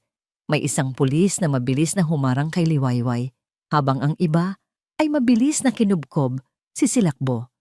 Nagpumiglas ito ng matindi, sumisigaw, nagmumura. Ngunit marami sila. Sa loob ng ilang segundo, matagumpay nilang nahawakan at napusasan si Silakbo. Ang buong ballroom ay nasa kaguluhan. Ang mga bisita ay nagsisigawan. Ang iba ay nagtatakbuhan, papalabas. At ang iba naman ay nakatulala. Hindi makapaniwala sa kanilang nasaksihan. Ang isang kasalan na dapat sana ay puno ng pagmamahalan ay naging eksena ng isang krimen. Si Liwayway ay nanginginig pa rin, ang kanyang mga binti ay nangihina. Sinalubong siya ng isang pulis at inalalayan. Nakaramdam siya ng matinding pagod. Pagod na pagod sa lahat ng takot, sa lahat ng kasinungalingan, sa lahat ng pagpapanggap. Nakita niya si Silakbo. Habang inilalabas ito ng mga pulis, nakita niya ang mga mata nito. Walang pagsisisi, walang takot. Tanging purong galit at pagkamuhilang sa kanya. Ang mga mata nito ay nangako ng paghihiganti. "Hindi pa tayo tapos, Liwayway. Hinding-hindi pa." Sigaw nito habang kinakaladkad palayo. Biglang bumagsak ang kanyang mga tuhod. Hindi niya alam kung saan siya kukuha ng lakas. Ang lahat ay tila umiikot. Isang pakiramdam ng ginhawa ang bumalot sa kanya. Ngunit kasabay nito ang matinding pagod at pagkahapo. Isang maliit na figura ang sumugod papunta sa kanya. "Ate Liwayway." Si Sinag. Biglang napayakap si Liwayway sa bata. Mahigpit. Sobrang higpit. Ang mainit na katawan ni Sinag ang tanging konkreto at tunay na bagay sa kanyang naguguluhan na mundo. Niyakap niya ito pabalik. Ang mga luha ay muling umagos. Ngunit ngayon ay mga luha na ng pasasalamat at laya. Sa Sinag, "Salamat, salamat," bulong niya habang umiiyak. Umiiyak din ang bata. Akala ko hindi na kayo makakatakas, ate. Akala ko kayo na ang susunod. Salamat sa'yo, Sinag. Kung hindi dahil sa'yo, hindi ko malalaman. Hindi ako makakatakas, sabi niya, habang hinahaplos ang buhok ng bata. Isang matangkad na pulis ang lumapit sa kanila. Ito ang lalaking kinausap niya sa telepono. "Liwayway Reyes?" tanong nito. "Ako si PMJ, David Santos. Ako ang kaibigan ng kapatid ni Sinag. Pinuntahan namin ang bahay ni Ricardo Valdez kanina at nakita namin ang journal ng kapatid ni Sinag. Ang lahat ng sinabi mo sa telepono ay totoo. Salamat sa iyong tapang. Ikaw ang nagligtas sa maraming buhay." Tumangulang si Liwayway. Wala siyang masabi. Ang lahat ng emosyon ay sabay-sabay na sumasalakay sa kanya. Ang sakit, ang takot, ang ginhawa, at ang mapait na katotohanan. Dinala siya sa presinto para kunin ang kanyang pahayag. Ang kasalan, ang maputing gown, ang mga bulaklak, lahat ay nilaan para sa isang perpektong kasinungalingan. Sa harap ng mga awtoridad, isinalaysay niya ang lahat. Ang kanyang mga pagdududa, ang mga babala ni Sinag, ang paghahanap niya sa silid ng mga lihim, ang journal. Ang kanyang mga salita ay dumaloy. Ang bawat isa ay isang bahagi ng kanyang paglaya. Ang mga oras na yon ay malabo sa kanyang alaala.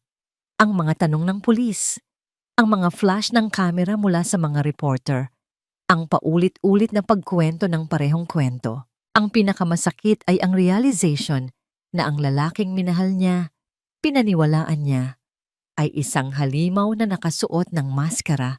Kinaumagahan, lumabas siya mula sa presinto, kasama si Sinag. Ang araw ay sumisikat. Ang liwanag nito ay tila mas maliwanag kaysa dati. Ngunit ang kaguluhan ay hindi pa tapos. Sa labas, May mga grupo ng media na naghihintay. May mga reporter na sumusugod, nagtatanong. Liwayway? Liwayway Reyes, totoo bang engaged ka sa suspect? May relasyon po ba kayo kay Silakbo Valencia? Paano niyo po nalaman ang kanyang mga sikreto? Ano po ang pakiramdam na mailigtas sa isang serial killer? Isang mikropono ang itinutok sa kanyang mukha. Naramdaman niya ang matinding kaba. Gusto niyang tumakbo, magtago. Ngunit hinawakan ni Sinag ang kanyang kamay. Mahigpit. Tumingin siya sa mga kamera, sa mga matang mapanuri. Ang kanyang mukha ay pagod. Ngunit sa loob ng kanyang mga mata, may isang bagay na nagbago. Hindi na ito ang mga mata ng isang biktima. Ito ay mga mata na nakakita na ng dilim. At ngayon, ay handa ng harapin ang liwanag. Ano ang susunod mong gagawin? Tanong ng isang reporter. Ang tanong nito ay matalas. Naghihintay ng isang dramatic na sagot. Tiningnan ni Liwayway ang kamera. Pagkatapos ay binalingan niya si Sinag sa tabi niya, na ngayon ay nakatingin din sa kanya, puno ng pag-asa. Humugot siya ng isang malalim na paghinga.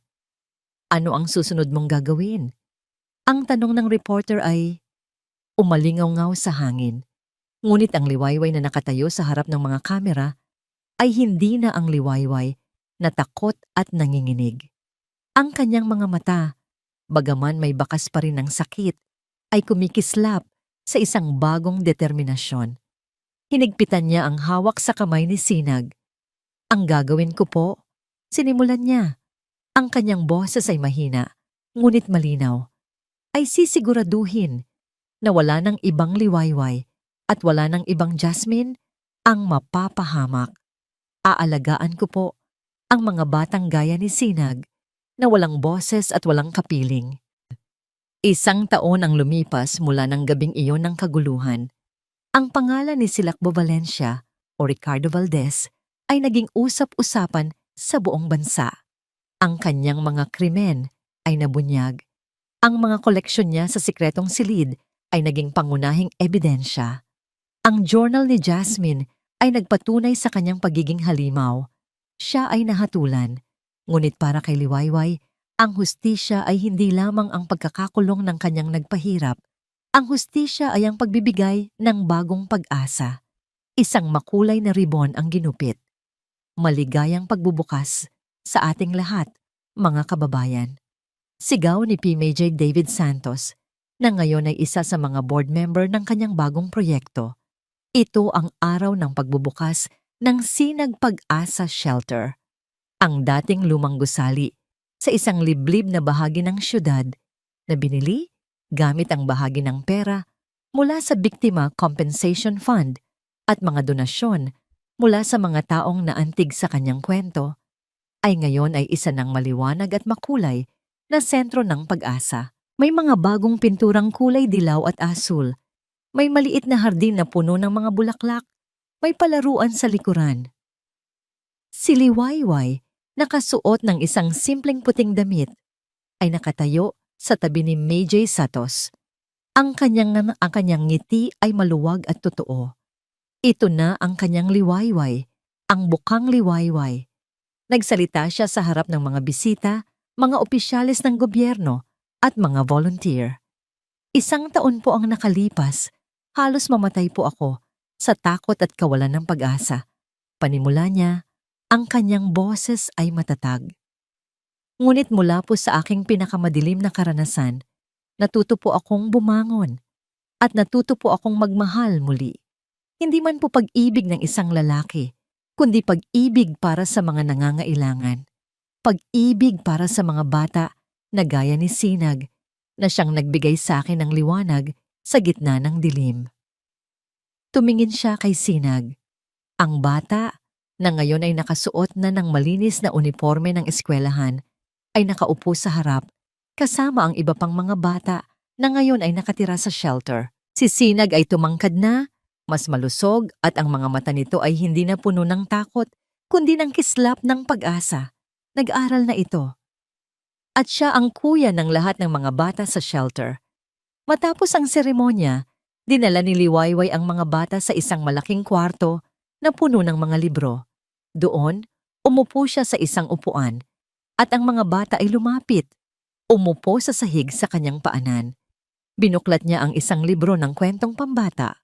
Noong unang panahon, simula ni Sandy, ang kanyang boses ay malumanay at punong-puno ng pagmamahal. May isang maliit na bituin na nahulog mula sa langit. Naging napakalungkot nito dahil nawala ito sa kanyang kinalalagyan. Pero hindi nito alam na ang pagbagsak pala nito sa lupa ay magiging simula ng isang mas makulay at mas makabuluhang paglalakbay. Ang mga bata ay nakikinig ng taimtim. Si Sinag, na nakasandal sa kanyang balikat, ay mahinang nakangiti. Ang kwento ay hindi lamang para sa mga bata. Ito ay para rin sa kanya. Ang kanyang sariling kwento. Ang pagbagsak niya sa bingit ng kamatayan ang nagtulak sa kanya upang makahanap ng isang mas mataas na layunin. Mula sa abo ng kanyang mga pangarap, isinilang ang kanyang totoong lakas. Nang matapos ang kwento, nilingon niya ang mga bata. Ang mga mukha nila ay puno ng interes at pag-asa. Ito na ang kanyang mundo. Ang pagbibigay ng pag-asa sa mga bata na minsay nawalan. Kinagabihan, bago siya matulog, lumabas si Liwayway sa balkonahe ng kanyang maliit na kwarto sa shelter. Ang hangin ay sariwa. Ang kalangitan ay unti-unting lumiliwanag. Nandoon siya, nakatayo, nakatanaw sa bukang Liwayway. Hindi na siya isang biktima. Hindi na siya isang nobyang nasa bingit ng kamatayan. Siya ay si Liwayway, ang bukang Liwayway, ang simbolo ng bagong simula, ang babaeng lumaban at nagtagumpay. Ang kanyang puso ay puno ng kapayapaan. Ang nakaraan ay hindi na isang pabigat, kundi isang aral. At ang kinabukasan ay puno ng walang hanggang pag-asa. Ang kwento ni Liwayway ay nagpapaalala sa atin na ang pag-ibig ay hindi lamang tungkol sa saya at pangarap. May mga pagkakataong ang pag-ibig ay magdadala sa atin sa pinakamadilim na bahagi ng ating buhay. Ngunit higit sa lahat, ang kwentong ito ay sumasalamin sa kakayahan ng isang tao na bumangon mula sa pinakamatinding trahedya at gamitin ang sakit bilang lakas upang maging liwanag para sa iba. Ang tunay na kalayaan ay hindi matatagpuan sa yaman o sa pag-ibig ng iba, kundi sa pagtuklas ng sariling lakas at layunin. Maraming salamat po sa inyong lahat, mga minamahal naming tagapakinig, sa pagsama sa aming paglalakbay sa kwento ni Liwayway. Umaasa po kami na naantig ang inyong mga puso at nakapulot kayo ng mahalagang aral. Anong bahagi po ng kwento ang pinakanagustuhan ninyo? Ano pong kwento ang gusto ninyong marinig namin sa susunod? Ibahagi niyo po ang inyong mga saloobin sa comment section sa ibaba. Hindi dito nagtatapos ang ating paglalakbay. Marami pa pong kwentong kasing ganda at mas puno ng aral dito sa aming channel. Kung nagustuhan niyo ang kwentong ito, i-like, i-share sa pamilya at mga kaibigan at mag-subscribe na rin para lagi kayong updated sa mga susunod pa naming kwento. I-click niyo ang notification bell para kayo ang unang makarinig kapag may bago kaming upload. Pagpalain po kayo ng Panginoon, kayo at ang inyong buong pamilya. Hanggang sa muli!